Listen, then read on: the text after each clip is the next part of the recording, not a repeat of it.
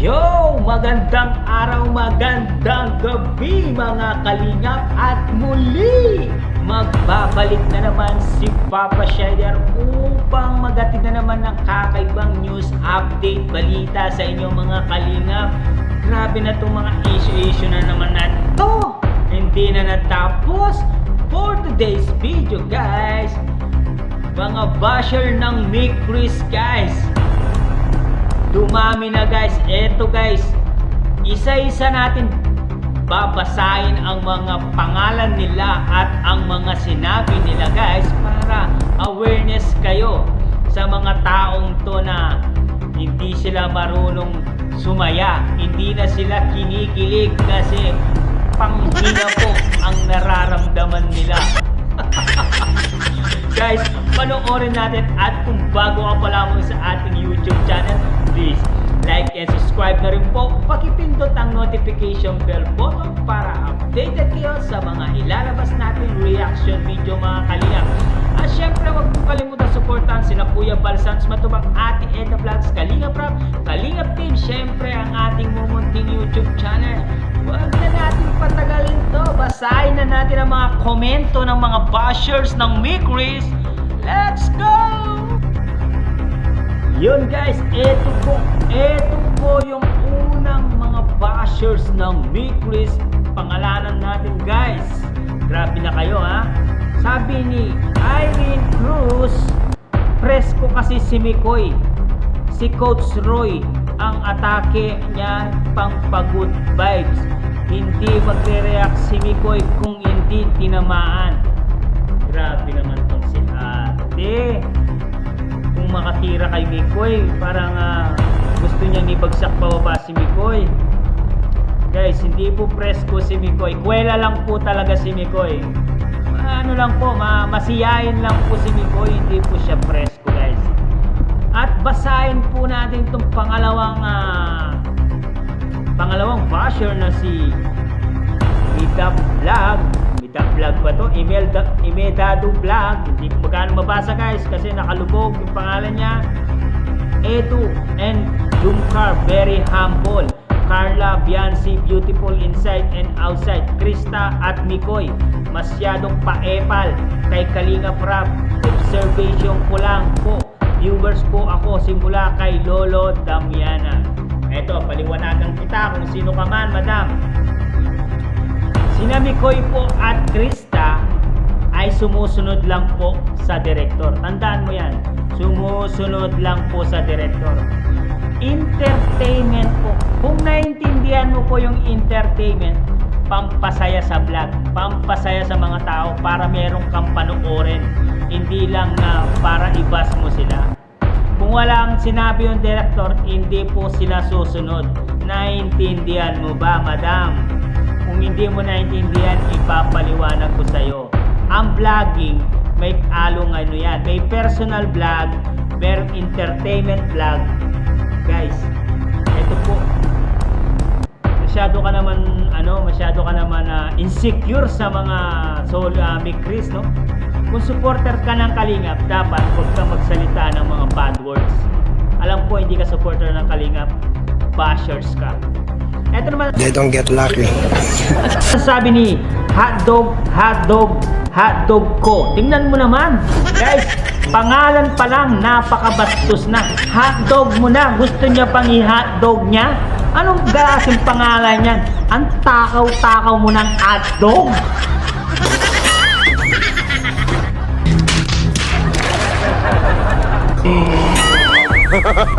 Sabi niya, dati support ako si Mick Chris dahil kay Yang Mi, lalong yumabang si Yang Mi, kaya hindi na ako nanood. O anong pakialam namin kung hindi ka manunood? Hotdog mo. Ang daming hotdog na gusto mo kunin mo lahat ng mga hotdog. Grabe ka naman. Sabi naman ni Mohamed, pangalan pa lang talagang nakaka-insecure na talaga. Mohamed, nang dahil sa bagong love team, nagkakagulo na, mga mayabang kasi yung dalawa. Grabe naman to. Hoy, matandang mulyanin na amoy lupa na mukhang galigo. Kapal na mukha mo.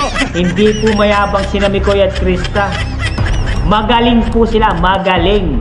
Magaling po silang umacting, magaling po silang mag-entertainment. Ang ginagawa po nila ay entertainment po, hindi po kayabangan. Yan po ang tandaan mo, matandang ulyanin na amoy lupa. Masyado ka, mas mayabang ka pa nga. Tingnan mo nga pinagsasabi mo. Sabi naman ni maghanap pa tayo.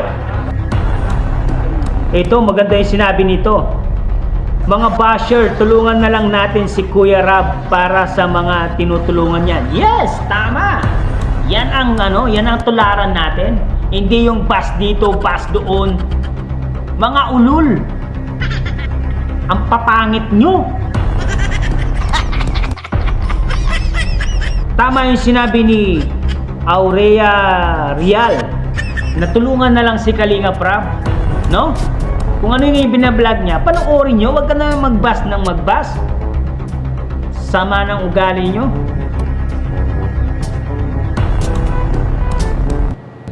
Ito naman yung isa, si Alisor K1K1. Na, parang aso Alison K1K1, pangalan ng aso yan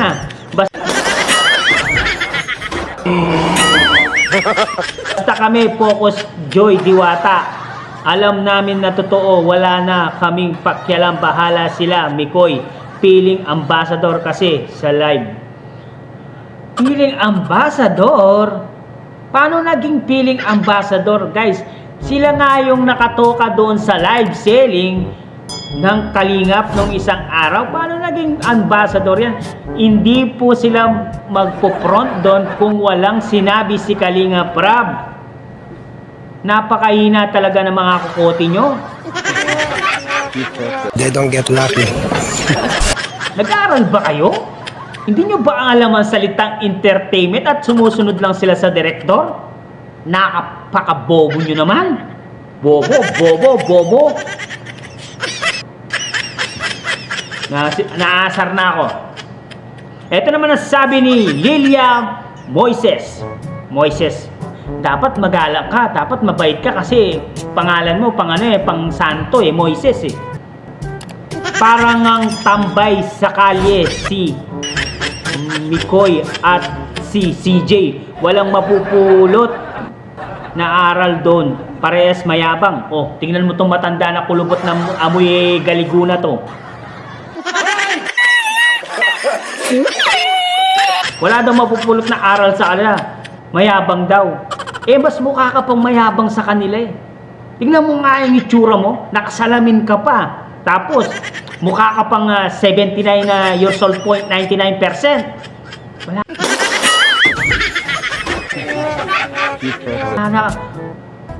Wala ka ng kilig na nararamdaman. Madam Lilia Moises, panghina po yung nararamdaman mo. Ito naman si Nasus. Pangalan pa lang, nasusuka na ako sa'yo. Nasus? Manggagamit tong si Mikris. Kala ko ba, laos na ang EDC namin. Yun pala, sa inyo pala nang gagaling. Mga supporters din pala yung mga bashers na to. Grabe kayo naman. Dapat para-pareho lang kayo. Hindi kayo mangbaba sa kabila at sa kabila. Ito pa, sabi niya, EDC namin, bakit kayo nakikigamit ng hindi naman sa inyo? O bobo, kayong mayabang. Tingnan nyo, mayabang daw. Grabe naman to. Hindi po mayabang yung Mikris. Kung suporta po nyo, dapat lahat po ng binablog ni Kalingap Rab, sinusuportaan nyo. Talaga solid Kalingap kayo. Nasusuka na ako sa'yo, sus. Grabe ka. Ito naman ang sinabi ni Poki ko. Putang ina naman. Sorry, namumura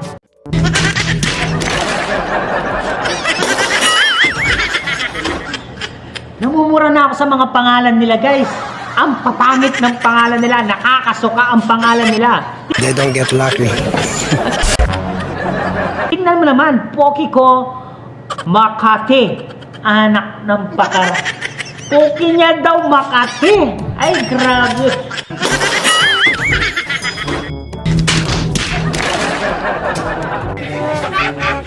Nakikita ko to sa live ni Kalingap Mikoy, si Pokiko Makati. Talagang Makati ang Pokiki mo. Grabe ka. Pangit talaga umarte ni Mikoy. Ang puta. Puta nang nagmura pa yung matandang ulyanin na amoy galiguna to. GGS. Ang puta. Ay, huwag ka magsalita ng GGS. Ay, mukha ka pa na nga GGS sa kanya. Ang pangit mo. Tingnan mo yan mukha mo, tinatakpan mo kasi meron kang malaking pasas dito sa ilong.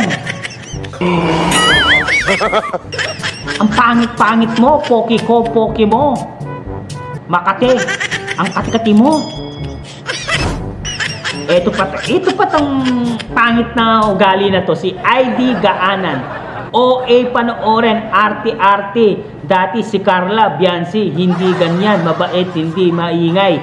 Hindi ganyan sa love team nila, marespeto sila, mahingay, suplada. Ang dating parang tagal na sa Kalingap, yung batch 1 na K-Angels, mga mabait, mapagmahal sa K-Boys. Guys, kaya nga sila nag-iingay kasi magaling nga sila. Magaling silang mag-entertainment ng tao, magaling silang umarte, magaling silang gumawa ng vlog. Huwag nyo kasing ikumpara yung mga tao sa sinusuportaan nyo, mga angels. Hindi, huwag nyo pagkumparain kasi meron silang kanya-kanyang mga talento. Bobo ka ba, ID Gaanan? Ang bobo mo. Di ka ba nag-iisip? Bakit? Para-pareho ba yung talento ng mga babae? Minsan may maganda, ganda lang. Minsan may pangit pero matalino. Minsan hindi gaano maganda pero talentado. Yan po ang sinasabi ko, hindi po para-pareho ang mga K-Angels. May magaling, may hindi, may magaling, at meron din na hindi kagandaan pero talented. Huwag ka magsalita ng ganyan. Ang pangit mong magsalita. Puro kayo pamumuna, puro kayo pambaba sa Kalingap, puro kayo pambaba sa Mikris. Dapat magsuportahan na lang kayo eh. Paano pa nangyari yung paano hindi nyo makikita yung one Kalingap, one family? Sana, asan na yun? Mga bashers kayo, hindi nyo pa alam ang salitang entertainment. Ang entertainment ay pampasaya ng tao. Ha? Tandaan nyo yan ha? Nanggigigil ako sa inyo. Hindi nyo alam yung entertainment, pampasaya. Nabubobo na ako sa inyo. Kala ko matalino kayo. Huwag nyo akong inisin ha. Ang papangit nyo.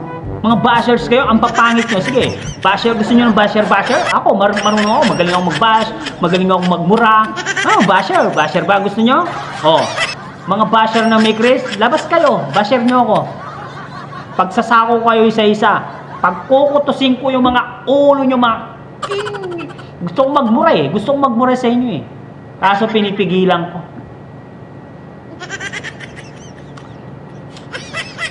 Yan ang tandaan nyo ha.